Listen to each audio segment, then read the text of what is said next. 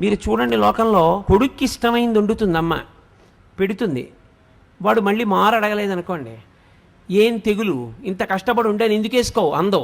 ఏనన్నా బాగులేదా, ఏమన్నా తేడాయా, ఇవాళ బాగా రాలేదా, ఏమన్నా తప్పు చేశానా, ఎంత బాధపడిపోతుందండి. ఏడు రెండో మాట వాడు వేసుకు తినలేదని.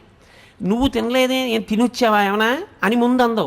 ఎరా రెండో మాట వేసుకోలేదు, బాగులేదా ఇవాళ అంటుంది. అది అమ్మ అంటే. అందుకే అమ్మ సౌందర్యలహరి. ఆమె ఆఖరి ఊపిరి పర్యంతము ఎప్పుడూ నీకు క్షేమాన్నే కోరుతుంది. తల్లికి తండ్రికి ఉన్న చిన్న తేడా కారణం చేత తల్లికి పెద్ద స్థానం ఇచ్చారు. తండ్రి సమానుడు, నేను తక్కువ కాదని కానీ, తండ్రి పనికి మాలిన వాడని కానీ, తల్లితో సమానుడు కాదని కానీ నేను ఎక్కడా మాట్లాడటం లేదని మీరు గుర్తుపెట్టుకోవాల్సి ఉంటుంది. కానీ తల్లి తండ్రి కన్నా గొప్పది అన్న విషయం చెప్పడానికి నేను కించిత్ వెనకాడను, వేదమును నమ్మాను కాబట్టి.